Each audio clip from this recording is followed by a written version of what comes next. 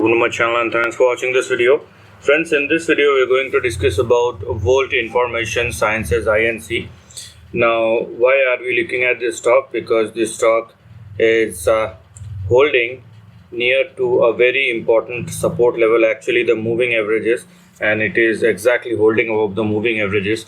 So let us discuss about the levels of Volt Information Science Inc. and let us see how far the trend could move either on the upside or on the downside. But before that, if you haven't yet subscribed my channel, just hit on the subscription button, also hit on the notification bell along with the all button to get my updated video notification.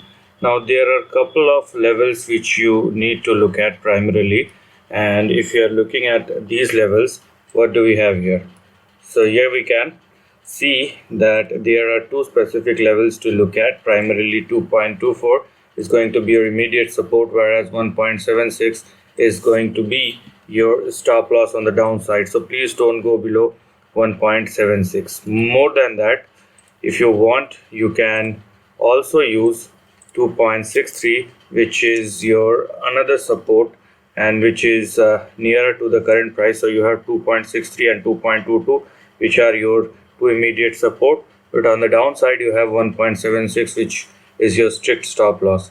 Now looking at the overall chart, you can see the stock is actually trading at the lower end of the range, or lowest end of the range, very near to the lowest end of the range. So what we're gonna have here is probably a bounce back, right?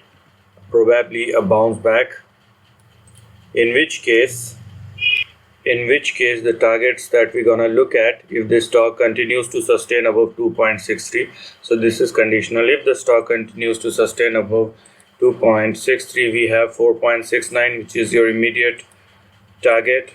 Then we have $7.8, which is your next target.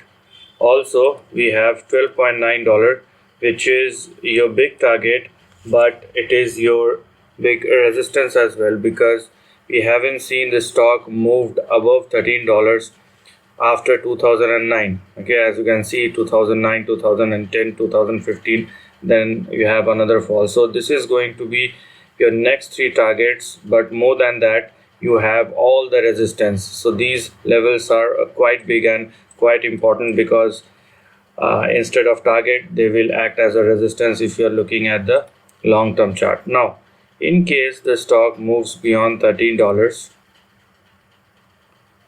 in case the stock moves beyond $13, you have 27 and you have 44, which is your long-term target on the upside. But these two levels are out of the picture right now. What we have here is we need to see whether the stock is sustaining above 2.63 or not.